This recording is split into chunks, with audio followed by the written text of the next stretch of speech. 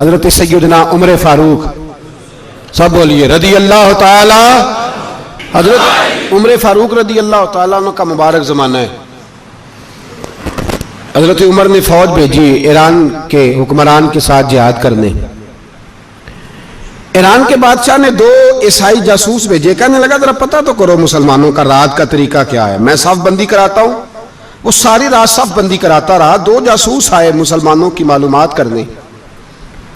معلومات کر کے جب واپس گئے تو حضرت عمر فاروق رضی اللہ تعالیٰ عنہ کے سپاہیوں کو دیکھا، غور سے پلٹے تو بادشاہ کہنے لگا کیا حال دیکھ کے آئے ہو؟ کہنے لگا سارے مسلح پہ بیٹھے ہوئے، جتنے گھنٹے ہم وہاں رہے ہیں مجاہدین مسلح پہ رہے ہیں، یوں لگتا ہے جیسے ان کا دنیا داری سے کوئی تعلق۔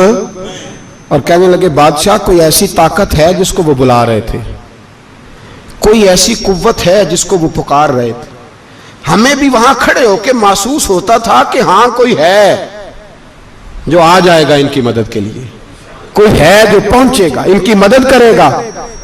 ایران کا بادشاہ کہنے لگا مجھے سمجھ آ گئی ہے، وہ جسم کی طاقت سے نہیں لڑتے، وہ کوئی غیبی طاقت ہے جس سے وہ لڑتے ہیں۔ بھائی وہ غیبی طاقت بھی تو ہمارے پاس ہم نے ناراض کر لیا نا، وہ بھی تو نہیں نا، مسجد کا رخ بھی تو کوئی نہیں۔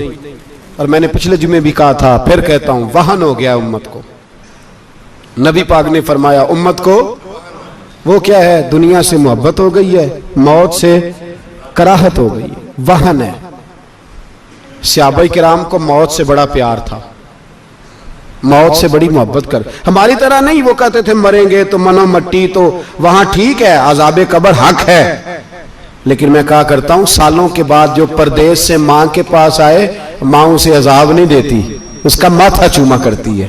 اور بھائی جو رب کریم کی بارگاہ میں جائے گا تیرا کیا خیال ہے، گل سڑ جائے گا؟ مدینے والے حبیب نے فرمایا قبر المومن روضۃ من ریاض الجنہ، فرمایا میرا مومن جب قبر میں جاتا ہے تو اللہ جنت کے سارے دروازے کھول لیتا ہے، وہ تو اللہ کی رحمت میں پہنچتا ہے۔ کون کہتا ہے مومن مر گئے، وہ تو قید سے چھوٹے اپنے گھر گئے۔ کون کہتا ہے قبر میں عذاب ہے تو صرف عذاب ہی ہے، ہاں مجرم کو سزا ملے گی، لیکن مومن ہمیشہ جہنم میں، وہ بالآخر جنت میں جائے گا، بالآخر جنت میں جائے گا۔ اور کسی درویش نے بات کی، وہ کر کے چلے گئے، بر کمال ہی کر گئے، کہنے لگے دوزخ میں میں تو کیا، میرا سایہ نہ جائے گا، کیونکہ رسول پاک سے دیکھا نہ جائے گا۔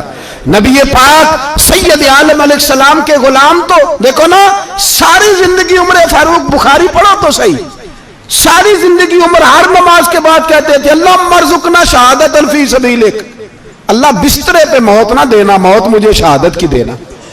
حضرت سیدنا مولا علی شیر خدا کرم اللہ تعالیٰ وجہ الکریم ساری زندگی کہتے رہے اللہ علی نے میدان میں عمر گزاری ہے، اسے شہادت کی موت عطا فرما۔ او بھائی یہ تو شہادتیں مانگنے والے۔ حضرت امام حسین میدان کربلا میں کھڑے تھے، شمر کہنے لگا حسین تیری چاروں جانب موت ہے، تو آپ فرمانے لگے تجھے ابھی ہمارا پتہ ہی نہیں، موت سے تو ہمارا پیار چلتا ہے۔ اور فرمایا یہ شہادت تو ہمارا پیچھا کرتی ہے، پہنچ جاتی ہے جہاں ہم ہوتے ہیں، موت سے ڈرا رہا ہے۔ مسلمان کا مرنے کو دل نہیں کرتا، ورنہ وہ اتنی بڑی کوٹھی میں کون رہے گا؟ مرنے کو دل اس لیے نہیں کرتا کہ وہ جو 6 کروڑ 10 کروڑ ڈالر لوٹ کے رکھے، مر گئے تو کھائے گا کون؟ وہ فقیر فاقہ مست تھے، ان کا گھر ہی کوئی نہیں تھا، ان کے بینک بیلنس ہی کوئی نہیں تھے، وہ کہتے تھے گھر ہمارا ہے وہ جو ہمارے رب نے تیار کیا ہوا ہے، ہمارا بینک بیلنس ہے وہ جو ہمیں جنت میں جا کے ملے گا، ان کا تو یہ کھاتا ہی کوئی نہیں تھا، اس لیے وہ شہادت کی۔ حضرت عمر بن جموع رضی اللہ تعالیٰ عنہ میدان احد میں 4 بیٹے لے کے آئے، کتنے بیٹے؟ بول کے بتائے، 4 بیٹے لے کے عمر بن جموع آئے، اور خود ایک ٹانگ سے لنگڑے سے آپ بھی ہیں، ٹانگ چھوٹی ہے، حضور کے سامنے کھڑے ہوئے کہا محبوبہ میرے 4 ہی تھے، میں 4 لے آیا ہوں، قبول کر لیں۔ تو حضور نے فرمایا تو کیوں تلوار اوڑے آیا ہے، یہ تو نے کیوں گلے میں اسلحہ ڈالا ہوا ہے؟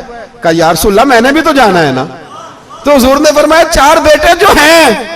تو حضرت عمر بن جموع نے بات کی، صحابہ کہتے ہیں ہم لبوں سے مسکرا رہے تھے، آنکھوں سے رو رہے تھے، کیا عجیب انداز ہے۔ حضور نے فرمایا عمر 4 بیٹے جو آ گئے تو تو رہنے دے۔ تو حضرت عمر رو پڑے، کہنے لگے محبوبہ کیا لنگڑے جنت میں نہیں جائیں گے؟ کیا حضور میں لنگڑا ہوں تو میرے لیے جنت کوئی نہیں؟ میرے حبیب پاک سید عالم صلی اللہ علیہ وسلم نے فرمایا عمر تو ضرور جنت میں جائے گا. کہا محبوبہ پھر بچے بعد میں جائیں گے, میں پہلے میدان میں جاؤں گا. ایک بی بی 4 بیٹے لے کے آئی احد میں. کہا محبوبہ کل کمائی تھی میں لے آئی ہوں, میرے پاس کوئی اور شے ہوتی تو میں بچا کے نہ رکھتی. بیٹے دے کے نا حاضری لگوا کے تو واپس دروازے پہ لے گئی. تو حضرت سیدنا عبداللہ ابن عمر فرماتے ہیں بی بی بول رہی تھی تو میرا جذبہ جہاد بڑھ رہا تھا. اپنے بیٹوں کو کہنے لگی میں تمہیں حضور کے پاس چھوڑ کے جا رہی ہوں, جب تم میدان میں گرو گے تو میں تمہیں دیکھنے آؤں گی. دیکھنا تمہاری پشت پہ کوئی زخم نظر نہ آئے, جتنے تیر کھانے ہوئے سینے پہ کھانا, جتنے تلواروں کے نیزوں کے زخم برداشت کرنے ہوئے یہاں کھانا, پشت پہ زخم نظر نہ آئے. حضرت عبداللہ ابن عمر فرماتے ہو بی بی کی گفتگو میرا جذبہ جہاد بڑھا رہی تھی. ایک بی بی 3 سال کا 4 سال کا بیٹا لیے رو رہی ہے, احد کا دن ہے. سہیلیاں پوچھتی ہیں تو کیوں روتی ہے؟ وہ کہتی ہے دیکھو میرا خاوند بھی بدر میں شہید ہو گیا, بھائی اور باپ بھی. دل کرتا ہے کوئی جوان بیٹا ہوتا تو آج مصطفیٰ کے ساتھ اسے ہی بھیج دیتی. کوئی جوان میرے پاس ہے ہی 3 سال کا تو کیا کروں, 3-4 سال کا بچہ کیا کرے گا؟ پتہ نہیں کیا دلیل آئی, اچانک اٹھی, بیٹے کو سینے سے لگایا, کپڑا ڈالا, مسجد نبوی پہنچ گئی. حضرت بلال کہتے ہیں مجھے ملی, کہنے لگی بلال مجھے پتہ ہے حضور تیاری کرا رہے ہیں جنگ کی, پر 2 منٹ اگر میری ملاقات ہو جائے. بلال حبشی کہنے لگے حضور ہم ایک بی بی ضد کر رہی ہے. حضور باہر آئے, کہنے لگی حضور میں فلاں کی بیٹی, فلاں کی بہن, فلاں کی بیوہ ہوں, میں نے بدر میں 3 شہید دیے ہیں, اب میرے پاس یہ 3 سال کا لال ہی بچا ہے, بڑا فخر ہے میرا.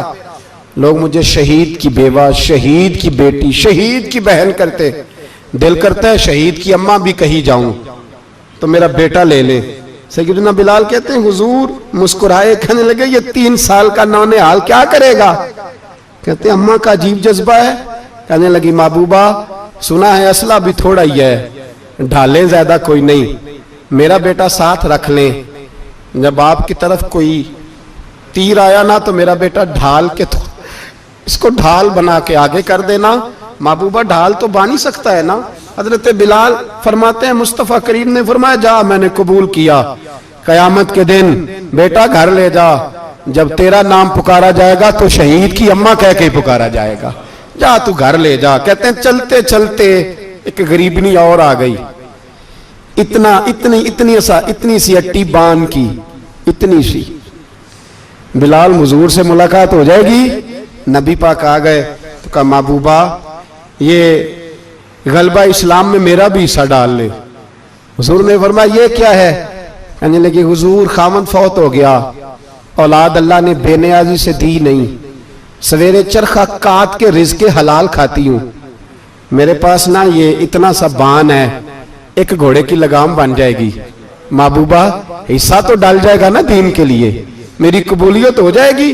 میرے حبیب نے ہاتھ اٹھائے اور دعا مانگی, کہے اللہ جتنا تو میدان کے مجاہدوں کو اجر عطا فرمائے اتنا اس غریبنی کو بھی عطا فرمانا, اتنا اسے بھی دینا. بھائی یہ جذبے تھے, یہ رنگ تھا امت مسلمہ کا, اس لیے کافر گھر میں بیٹھ کے کانپا کرتا تھا. اب اسے پتا ہے یہ اسی والی کار سے نہیں نکل سکتے, اسے پتا ہے کہ ہم نے انہیں بوتل پہ لگا دیا ہے, اب یہ پیپسی مرینڈا اور یہ پی کے کھانے کے ساتھ تو یہ مست رہتے ہیں, اب یہ نہیں نکل سکتے گھر سے, ہم نے انہیں ان چیزوں پہ لگایا ہے جو ان کے وجود کو کھوکھلا کر رہی, اب کیسے میدان میں نکلیں گے؟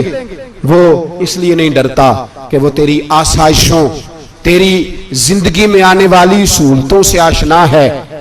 موت بستر پہ بھی آ جاتی ہے, لیکن جس کو میدان میں آتی ہے وہ ساری زندگی زندہ رہتا ہے, وہ ساری زندگی زندہ رہتا ہے. بھائی مرنا تو ہے, لیکن اگر زندگی دین کے کام آئے گی تو امر ہو جاؤ گے, بچ جاؤ گے.